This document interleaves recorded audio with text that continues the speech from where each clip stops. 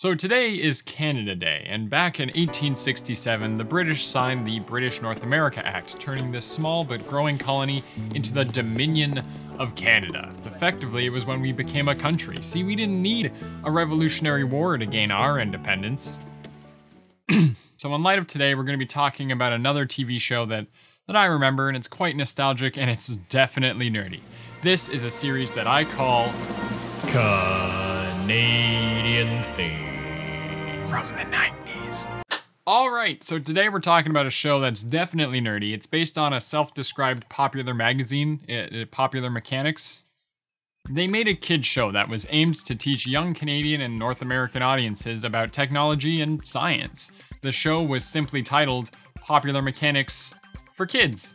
Based out of Montreal, Quebec, running from 1997 to 2001, PMK, as it was usually abbreviated, was aired and produced by Global Television, which in ways I would describe as a generic TV station, news and primetime television. Its main focus was on Canadian-made programming, and for its children's entertainment, we got Popular Mechanics for Kids, a 30-minute magazine show about science and technology. So last time when we looked at we looked at it from a general perspective, but since this is supposed to be a gaming channel, I figured we'd watch a very specific episode, and that is Season 1, Episode 16. And you'll see why I picked that one. This is Popular Mechanics for Kids, Toys and Games.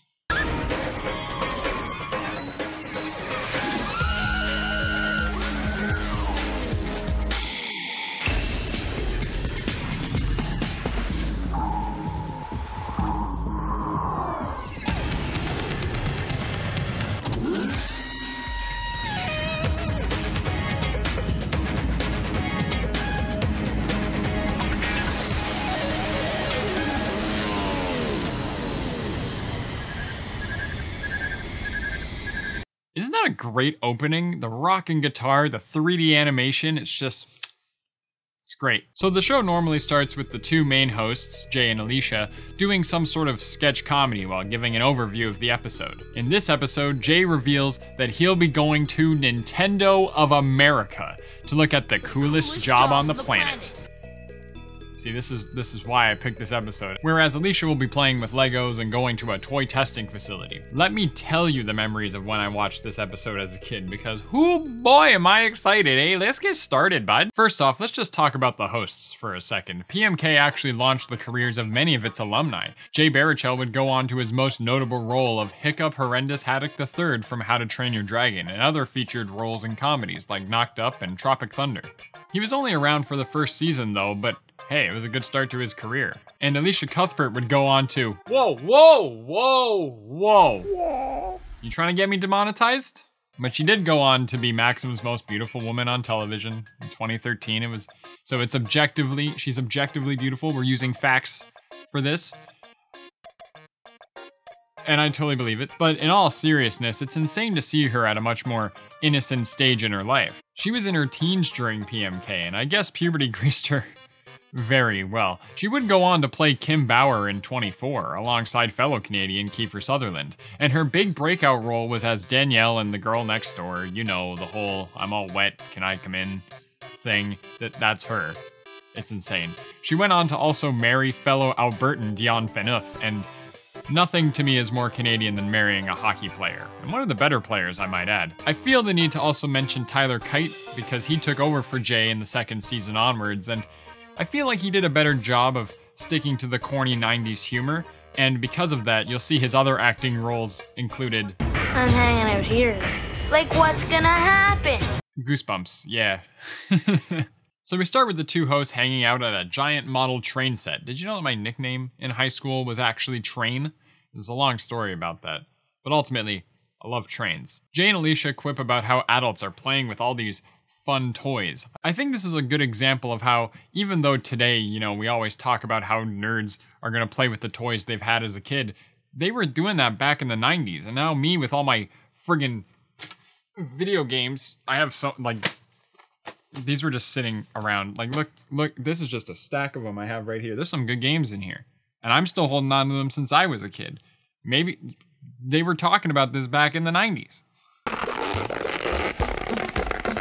That is the wrong sound to transition just to the word big. Also, is that the same gradient from the Instagram logo? You know, the one that everyone hated? So Elisha is hanging out at some nondescript place that builds Lego structures. Giant Lego structures. She mentions how everyone knows and has built Lego, and I think at the time it was a very true statement. I mean, it still is, but I feel like building Lego isn't as, you know, popular as it used to be, but I don't know. But look at that castle.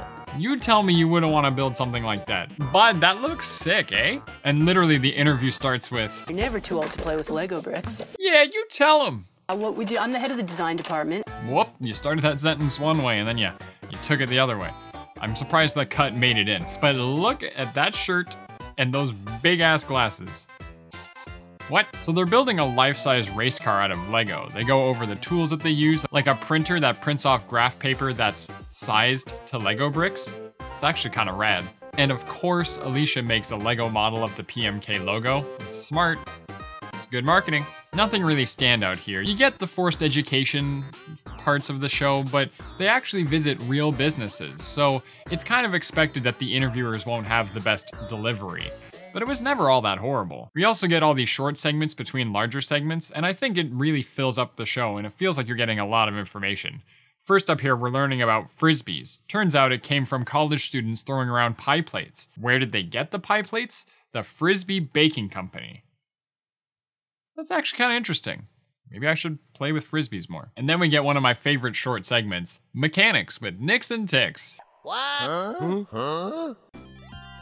Those sound effects. This is an electric company style cartoon. The narrator explains all the facts and Nix adds witty comments like, Cool. Tix is just there being a cute ass dog as well. These segments were quick and fun and I remember loving them as a kid. This one is about the Slinky, so I mean, it's cool. Kinetic energy. Here it is. The moment we've all been waiting for. To bring us to our next scene, Jay and Elisha act like they're sneaking into a secret base while discussing how toy makers often keep their plans under wraps. And of course, they're talking about the Nintendo of America HQ, but let's go, eh? And pretty much the truest thing ever said on television. What it takes to become a game tester. The coolest job on earth. It still is the coolest job on the planet. To this day, I would love to be a game tester. Sadly, it seems like it's kind of been lost to social media influencers and closed betas.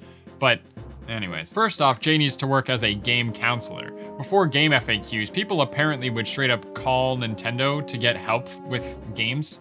So Jay needs to brush up on his games, and he's playing Star Fox 64. Just watch this segment. It's like On average, Nintendo handles more than 120,000 phone calls, letters, and emails per week. All you need to apply for the job is a high school diploma, so most of the employees have just turned 18. For me, they've made an exception. Being a counselor actually doesn't sound that bad, but surely you'd get some of that typical customer service experiences. And I can imagine just trying to explain how to play games to someone over the phone. That probably had its issues. Can I play as a ghost? As a ghost. What kind of question is that? Can I play as a ghost? What game are they talking about? Another guy asks if there's hidden courses in Mario Kart. What? This is an era with very little information compared to now with the internet. I can just imagine the call of someone being like, hey, how do I play as Sonic in Super Smash Bros. Melee? I did the thing when I KO'd 10 people in Cruel Melee. Can I play as Sonic yet? Also, I love that the guy that he explicitly meets in his cubicle, he has a big printout of a magic card. He's a real nerd, and it's a Black Lotus. That is a fantastic card, and look how much it costs. What? Okay. All right, off to product testing, AKA the Treehouse, which Nintendo still holds on to that nickname. Aw, man, Diddy Kong Racing? It's just, there's something about watching a TV show, looking back and recording old game footage like this. It's like, this is so before YouTube, it's amazing. But I just have one question. Are there any perks? Did you say perks? That was a dumb question.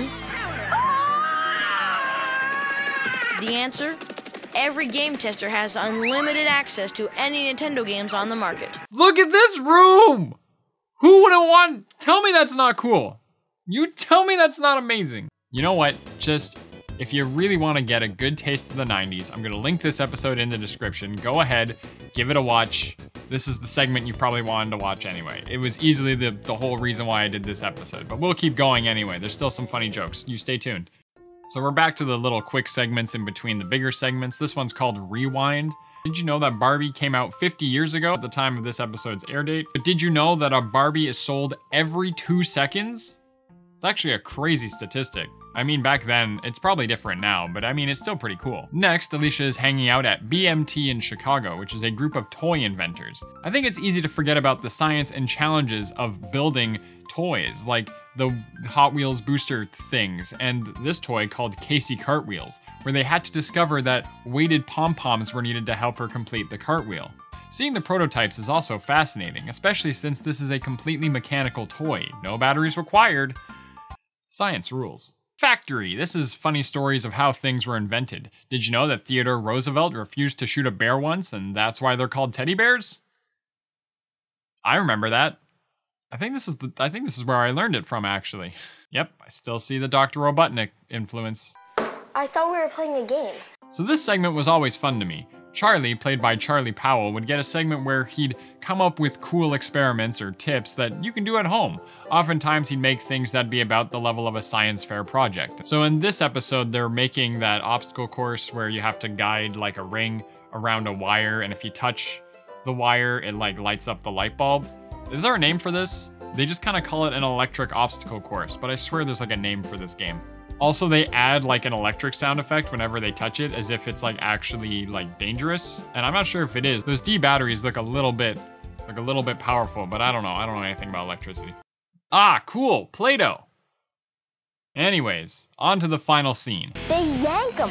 What are you showing me? Stop, stop. Even set them on fire. Stop it! Why? The Springboard Testing and Research Institute. Effectively, this is one of those places where they test toys for hazards and stuff. And I don't think that's a bad thing, but don't call it toy torture. Like, what? Do the toys break easily and leave parts that are, you know, choking hazards? Are the edges sharp? And I'm pretty sure that dollar store cheap airplane thing that you have there it looks sharp. It looks like it's really cheap plastic. I'm gonna use this machine. Oh no, what are you doing to that bunny? What are you doing? This will demonstrate what a child would actually do to the product. What a child would actually do? I don't think they got calipers and a metal claw that's gonna dig in there and pull it out. Stop. But that's cool that this doll doesn't catch fire. I mean, it passed the test. That's good. What about this tent that looks like it's clearly made out of cloth? Yeah, it caught fire. I'm not surprised. Oh, there's one more thing I want to test before I left. One more thing? My J-doll. What? Glory! Oh, what are you doing? What a dream.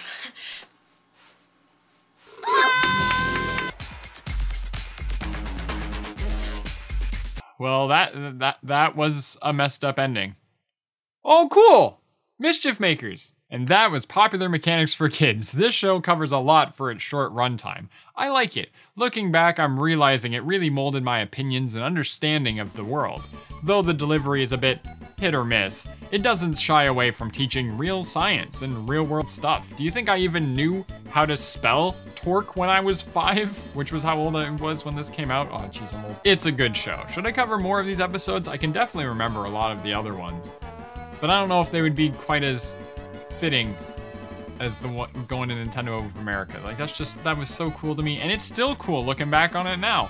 The other episodes I can remember there was one on theme parks. There was one about Foley Artists, which I thought was kind of cool. But I also gotta watch some other Canadian TV shows for this channel. But anyway, thank you all so much for watching, and I'll see you hosers later, eh? Woo! Thank you all so much for watching this video again. I actually just put it together in like 2 or 3 days because I really wanted to put something out for Canada Day. If you enjoyed it, be sure to hit that like button. And if you'd like to see more videos that discuss friggin' just random nerdy things, be sure to subscribe. Thanks again.